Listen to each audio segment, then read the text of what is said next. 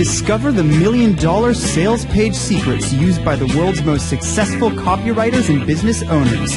This is the Copywriting for Sales Pages Show.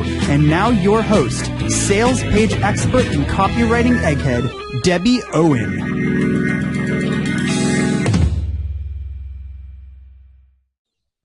Hey, welcome back to another episode here at Sales Page Success.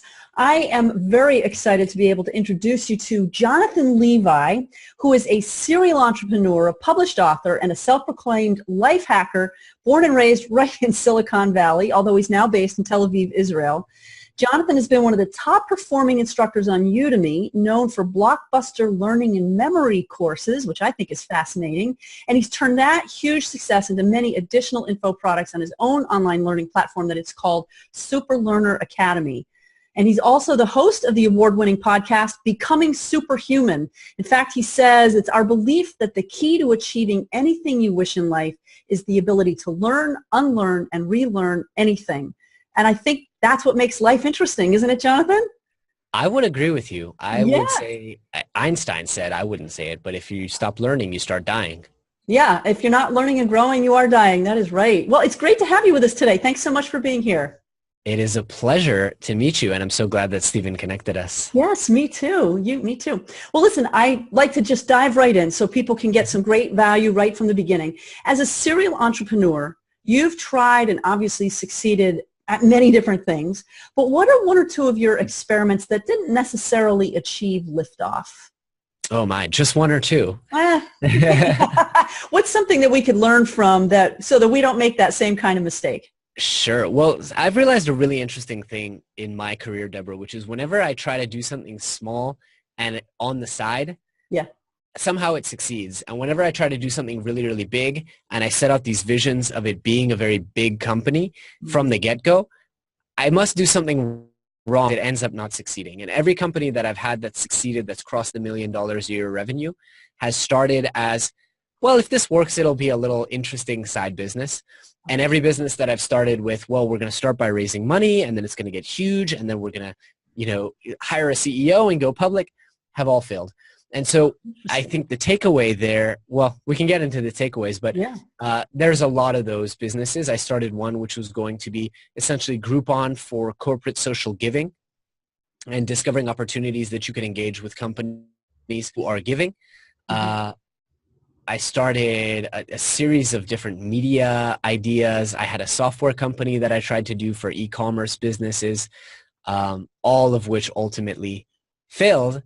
And all the businesses, like I said, that were supposed to be these little side projects are still running. So. Oh, wow. That is amazing. What do you think is the difference between that? Is it a mindset thing? Is it a focus thing? What's the difference? I think it is, because I think when we all know about the lean startup, and if people don't know about the lean startup, they should read it. And and if you want to go back to the source material, you read Steve Blank's 4 Steps to Epiphany and the Startup Owner's Manual, which are all great reads. And you tell I teach speed reading, so I tend to bury people in printed material. That's great. But I think when you start a business from the side, you have to be lean, and not lean in terms of cutting costs, but lean in terms of leveraging the efforts that you make and the resources that you invest. And so you do the research because you say, well, this is a business I want to set and forget. So let me talk to 20 different people and let me interview them and ask them how this is going to work. And well, I don't want to spend too much time on it because this is going to be my side hustle. So let me automate it and set it up for success growth on its own. Whereas at least when I come with the mindset that is, this is going to be a huge business and we're going to raise millions of dollars, so what does it matter? I think you go about things in a different and more wasteful and more cavalier way, and you neglect those fundamentals that have become such a instrumental part of startup culture. I don't want to say startup culture, but of entrepreneurship, which is doing that research, doing that work, being agile and nimble. That's been my experience. Yeah. And you get back into, research. I mean, that's clearly coming from a copywriter's and marketer's perspective. I mean, that's a huge element of any successful business is making sure you've done the research. Can you talk about that just a little bit more? Well, you actually reminded me of a really brilliant point, which is a lot of times when you start out and say this is going to be $1 billion business, it's because you're reacting to some market trend which is investors are really hot on this right now, or, businesses are all investing in this. This is some big trend that I've identified. Whereas when you start a little small side business, it comes from a personal pain that you understand. Okay. And as copywriters, we know the best way to get into writing copy and creating killer words that influence people's behavior is to enter into the conversation that's already happening in the prospect's mind, Robert Collier. Right. And the way that you do this, you start thinking about the pain, right? The prospect is never thinking, my life is so wonderful. What do I do now? It's more like, oh my gosh, I just got paid my annual bonus and I don't know what to do. What's the financially responsible decision? I have this pain of anxiety. Mm-hmm. And so when you start products from that pain, and it's a personal pain, and this isn't stuff that I invented. This is stuff entrepreneurs have known for decades, right? Maybe centuries. But when you start from that personal pain, I think that's what makes the difference. And every single one of my businesses that have worked have started with, gosh, that really sucks. Is nobody really offering this in the marketplace? Do I really have to do it this old-fashioned way? Okay.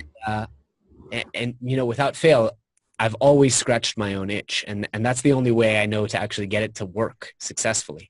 So that's kind of the common denominator of your projects that have truly been successful, is you're scratching your own itch.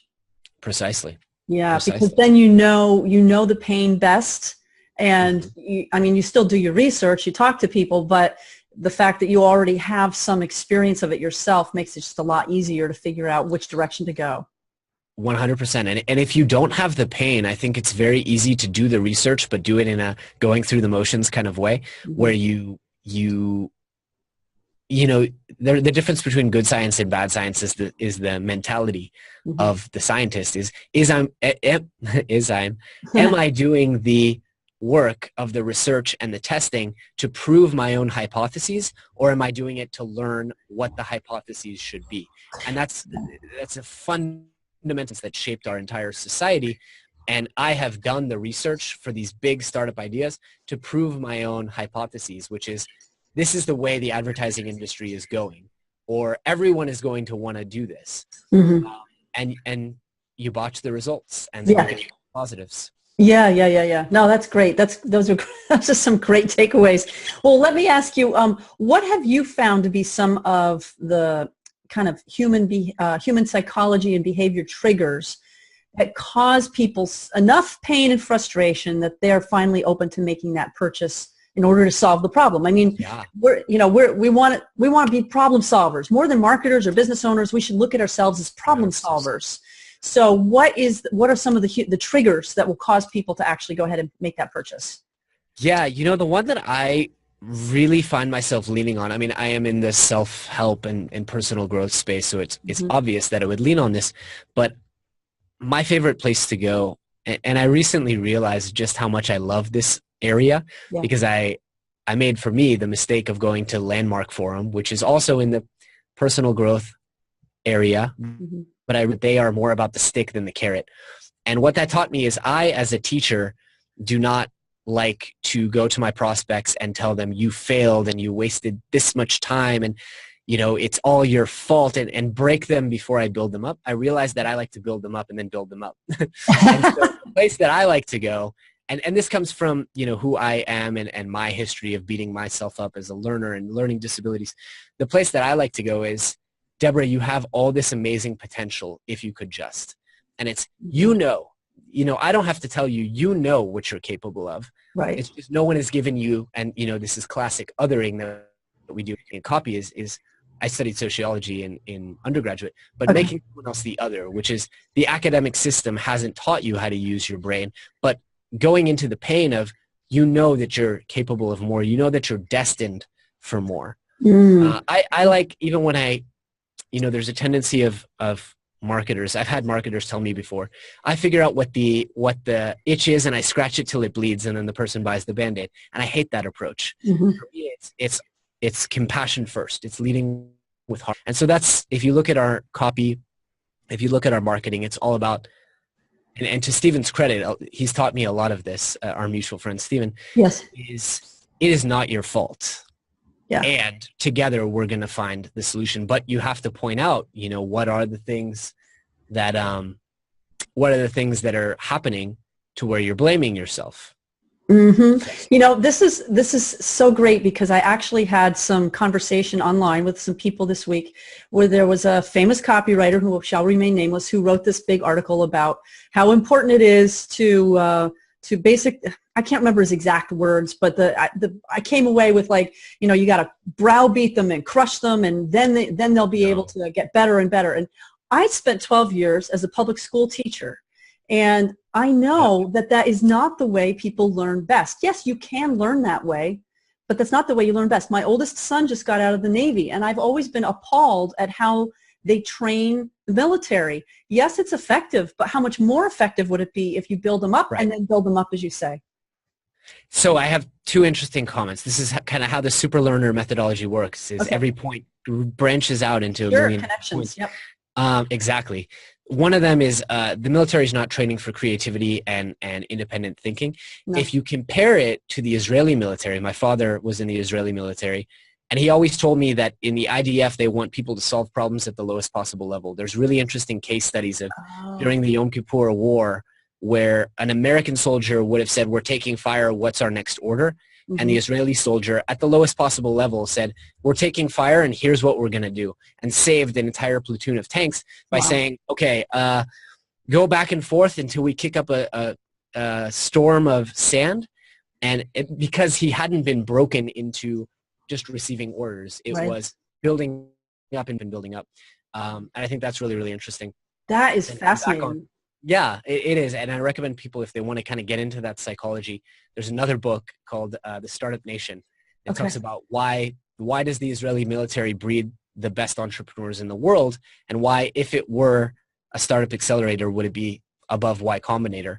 And it's that kind of stuff.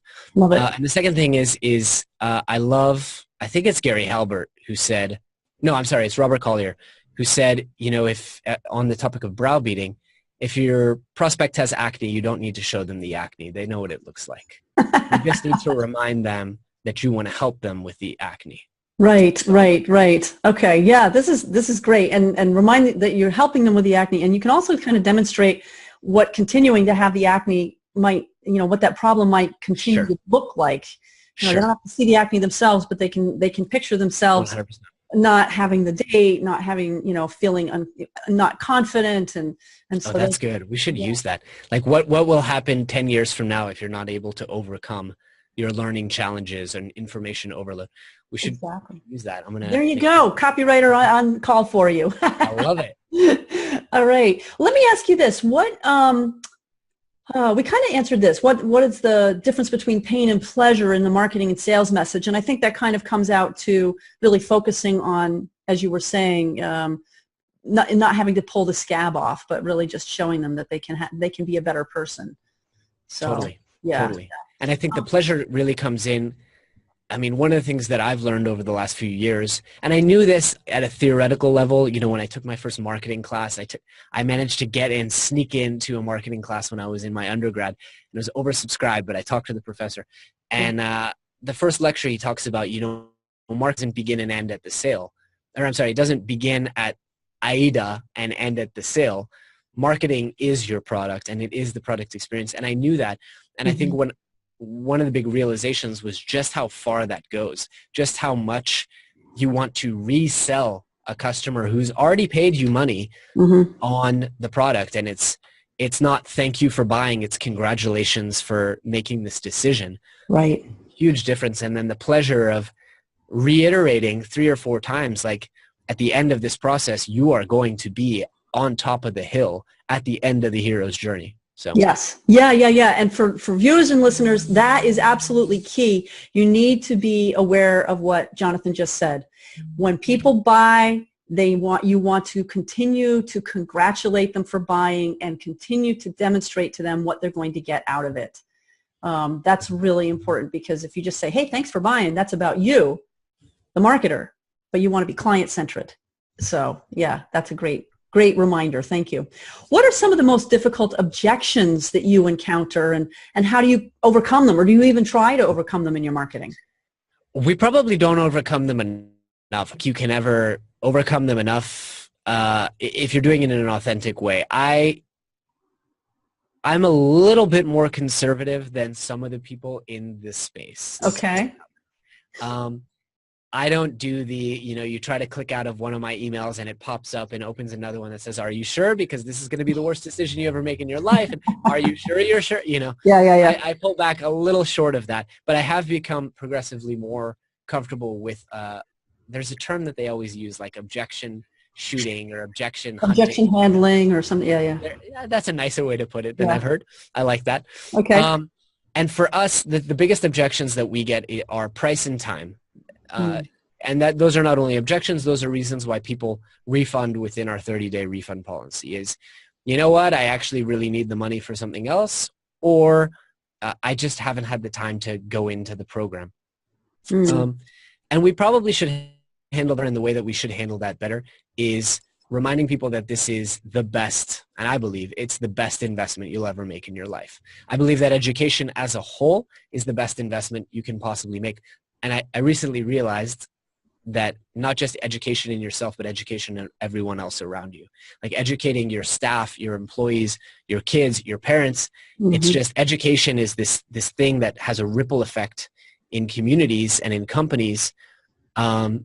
And so I fully believe that education is the best investment. You can tell I was raised by nice Jewish parents, kind of like the party line. But I also believe that therefore, educating yourself on how to better educate yourself and absorb information is likely one of the best investments that people will ever make in their lives. And so driving that point home, and I think probably we need to train our sales staff to drive that point home more. So that goes along with what you said earlier about just lifting up instead of 100%.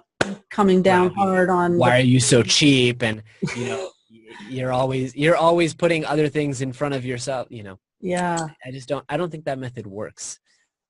Well, clearly the fact that you've sold as many copies of your programs as you have indicates that there's some value to the way that you do your marketing. So I think people need to pay attention to that. It's a little bit counter what we hear normally.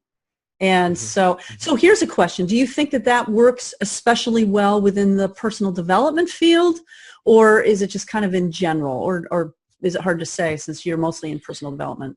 Well, I mean, I am mostly in personal development. I will tell you that we recently tried to do a series of courses on Bitcoin and cryptocurrency. And for that, we very specifically did not want to go anywhere near the get rich crowd. There we go.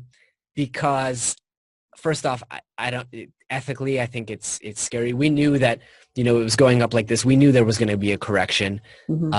Anyone who follows this stuff knew that there was going to be a correction. And so we came at it more from this is a new technology that's going to be emerging, that's going to be changing the face of economies and societies, and it's something that you should learn about, and it's something that you should be aware of and educated and know how to defend yourself against all the various attacks and blah, blah, blah, blah, blah. And that did not work because we did not have this, here is your pain right now. And we tried to weave it in. We talked about the stock market has crashed, taken a 50% nosedive twice in the last whatever years, and the banks are doing this and they get bailed out and you don't. We tried to paint this whole other picture, but there was no clear pain for the user. Right. To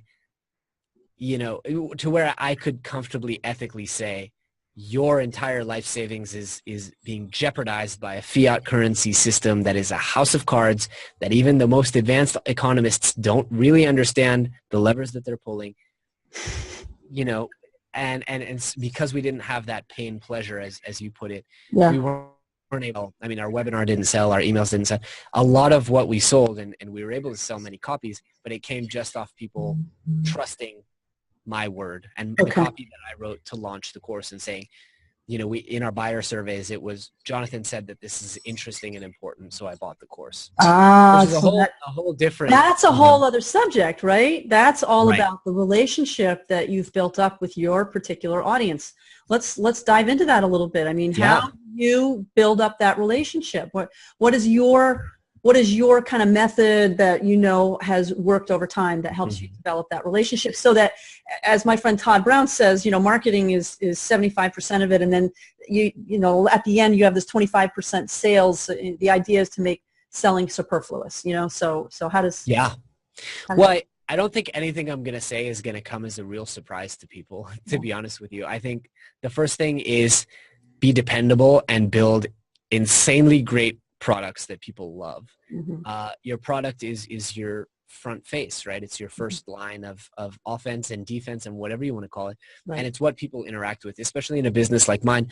I am setting up my business very intentionally that people should never have to actually interact with me or my team. Everything should be contained within the product, so that if you're watching it at 2 a.m. in your underwear, you shouldn't have to say, geez, I need help right now. Yeah. So we look at that as a plus. Okay. And we design our products so that they should be self-sustaining. And so therefore, for 99% of my customers in a perfect world, that's the only experience they have of me. So it better represent me very, very well. And the other thing is the same principle I apply to my personal life, which is just radical honesty. If I overstate something by even a little bit, I go back and I fix it. And being transparent, it goes into the whole Brené Brown vulnerability thing. Right. It's being really, really authentic with people so that they can build trust with you and with your products. Because at the end of the day, we just launched this Branding You course, and it's a hop, skip, and a many jumps away from a SuperLearning course. And we wrote the copy in such a beauty, which is you learn all this new stuff. Now it's time to share your knowledge and build courses, podcasts, products.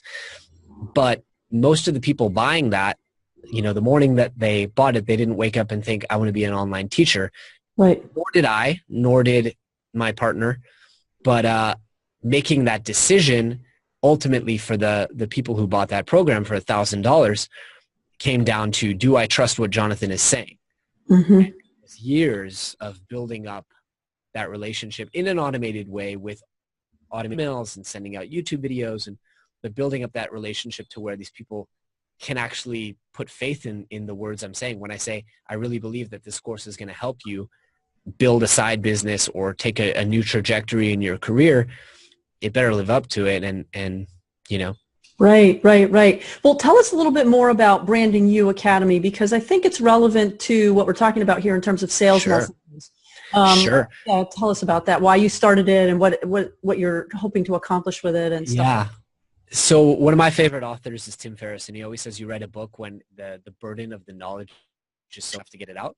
I think that is true with the original Branding You course. My partner and I, Anthony, built a small Udemy course. So again, testing, a minimally viable product. And we had thousands of people go through it.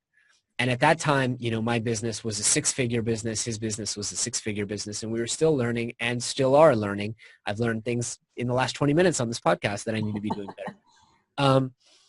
But we put out this course. We had thousands of people go through it. And we had people start writing to us and saying, okay, I lived up to the message, which was build a 6-figure multimedia empire.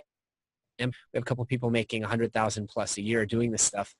And we didn't even go into the premium courses and the coaching and how do you actually write the copy. It was more about, what does this ecosystem look like? How do you podcasts to online courses? Where does a mailing list fit in? When's the right time? What do you send out? What's your content strategy look like?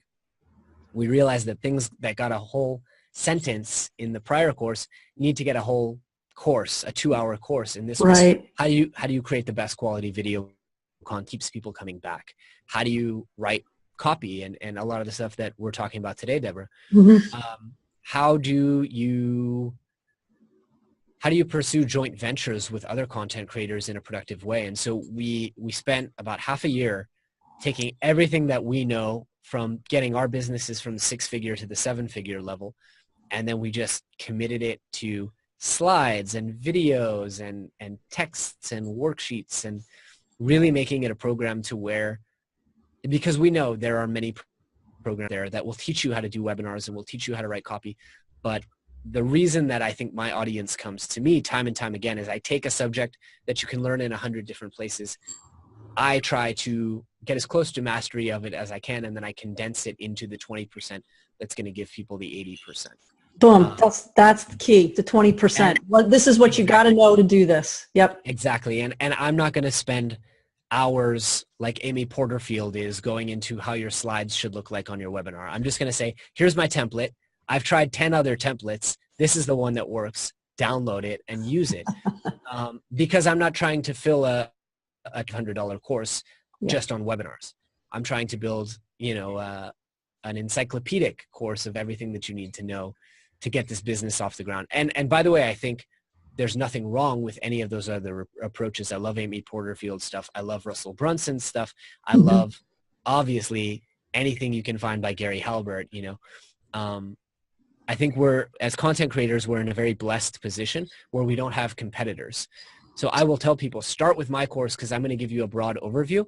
But when you get to the level that I'm at, it's time for you to learn from the people that I'm learning from, right? And now we're hitting this plateau where we want to double our business again. And now I need to go in and talk to the guys like Jason Fladline, who's doing 120 million or 200 million or whatever he's doing in webinars, and say, how do I learn from you and get to the next level? So.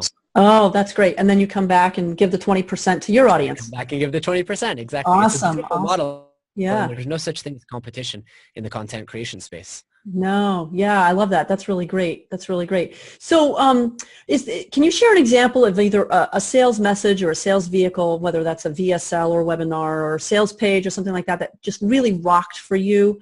And what was the most important element of that message or that vehicle? Sure. So I'm going to give a shout out again to our mutual friend, Steven, because he runs our marketing funnels. And if anyone is listening, you cannot have him. We don't share. We had a great interview. We had a great conversation last week. So that will be going up also. Please do not contact him. I do not want to share him. He's great. Contact him. But you'll have me to answer to. Anyway, so we set up a webinar, which is what a lot of the top guys are doing, the Jason Fladlines and the Russell Brunsons and the Amy Porterfields and pretty much anyone in this space is now in webinars. And stop me if this is stuff Steven said, but basically our webinar is all about triple your learning and memory speed. We come at it from a couple different angles of pain points. One is memorize more information, and one is enhance your ability to learn. We target people who are in transitionary points in their life, starting a new job or entering a new degree and want to get the most out of it, as they should. The webinar then goes into talking about it does a fair bit of othering. The school system didn't prepare you for all the learning that you need to do, and information overload is a real thing, and it's only getting worse. And then we teach our top 3 strategies, and we go, I'm of the school, unlike the Russell Brunsons who say don't teach on your webinar, we teach, and we teach a good bit. Russell claims that way will do it better, but I think he also teaches more than he readily admits. Yeah. And we teach people some really powerful techniques. Then the upsell comes when we tell them, are you actually going to go home and do this and practice this and use it and implement it in your life? And if you feel like you need the support, then here's the upsell. And then we throw in a ton of bundles and time bonuses and stuff like that for people who actually act quickly. Those disappear as soon as you get off the webinar. But we have all kinds of different email funnels and packages. And that's the formula. That's a 7-figure funnel right there. Yep. And it's not rocket science, and a lot of people are doing it, and a lot of people are doing it well, and that all the people who are doing it well are pretty much doing it the same way. Yes. And so that's what we teach in one of our sub courses, Wildfire Webinars, is this is the template. You really don't need to get creative with the marketing aspect of it. Get creative with the teaching aspect of it. How can I teach? Because by the time you do the setup and everyone checks their microphone and you do the selling, you're talking about 35 minutes of actual content. So how do I teach the best 35 minutes of stuff that I've got? Right. But, that has just crushed for us. That's great. And so the one key, though, is this is a warm audience. You're sending this webinar you're sending cold traffic? Yeah, so I probably shouldn't admit this, but we have a cold webinar and a warm webinar, and the difference between the cold and the warm is in the warm, I acknowledge that I also teach courses in other places and that I have a podcast because I know people won't get distracted by opening up new tabs because they came from those other places. Right. The cold webinar is going to cold traffic, and the magic of the webinar, right? People buy from you when they know, like, and trust you. Right. And the magic of the webinar is you see my face, you spend an hour with me, I give you something. I give you a lot of things. I give you a free book if you attend. I give you a webinar worksheet, and I give you a 1-hour training session. And the magic of reciprocity is by the end of 1 hour, you're on a webinar within 15 minutes of seeing my ad. We do the just in time. Okay. We lose some points for authenticity of actually it being live, but the immediacy is probably more important than the authenticity, I think. Yeah, and within an hour, you know, like, and trust me enough to give me a chance to try my product, and then it comes back to what we talked about before, which is I think our product kicks ass. So people generally stick around for it. Okay, that's really valuable information, because most the conventional wisdom is it's crazy to send cold traffic directly to a webinar because it just doesn't convert. But it's choice for us. I mean, it is so effective for us, and we've had a little bit of difficulty with our ads because now we're getting up into pretty high ad spending. Yeah. Very high ad spending. We're not spending $1 million a day or anything, but very high ad spending, and it's very hard to keep the 300 to 400% ROI without having a dedicated team of people. So that's one of the struggles we're focused on in our business right now is how do we scale this to, you know, $200,000 a month in ad spend and still and not burn through saturating and getting the returns that we're getting. Right. That's great. Well, Jonathan, are there any kind of like big takeaways from our conversation today that you would really want to make sure people can go home and implement right now? I mean, well, we didn't cover it, but it is one thing that I want to cover, which is I want to encourage people to create an ecosystem of products, because we talk a lot about this in the Branding U course, but there's a different price point for every customer. And I studied economics before I switched to sociology. And so I understand that there are some customers who their willingness to pay is zero, but they're still of value to you because they're still going to leave reviews on iTunes. They're still going to watch your YouTube videos. They're still going to consume ads in your free content. And then there's users who are willing to pay $10,000 to get in a room with you. And I think too many content creators, first off, they apply the hedgehog concept, you know, the Jim Collins, I'll just focus on this one thing. And then they also go a little too far with the Tim Ferriss muse of, let me just outsource all my marketing to Amazon or iTunes or Udemy and they'll just handle it. In a perfect world, they would, and sometimes they do. But in reality, if you want to make a serious business out of this and build a 7-figure machine that runs itself, it's about creating a content ecosystem, a world that is represented on iTunes and Amazon and Udemy and really showing a united front of congruence between those products and always keeping people engaged with your new content.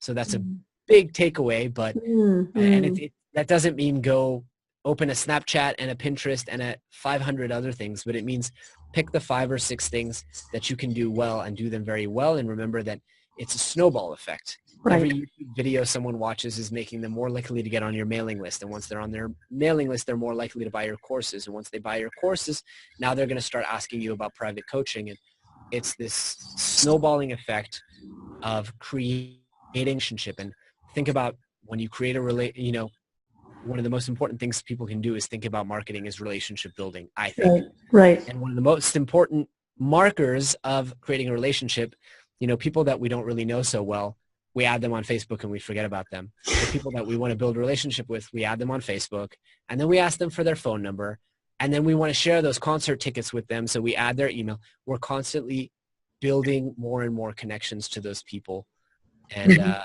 think that's what the brand strategy is about. That's great. Well, I think our viewers and listeners have gotten a ton of value from this conversation. It's been wonderful to meet you and talk with you. And please tell us, where can people find you online to get more from Jonathan Levi? Yeah, so you can go to jle.vi.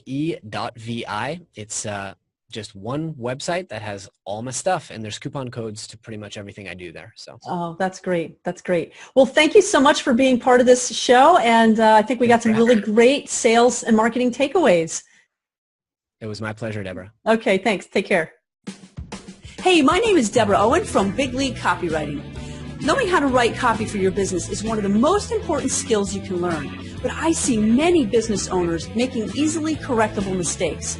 Find out if you're making some of these mistakes by getting your copy of Why Your Sales Page Isn't Converting, 12 Big Mistakes Business Owners Make When Writing Their Own Copy. And you can find that at bit.ly/why sales page isn't converting. So let's get you some sales page success.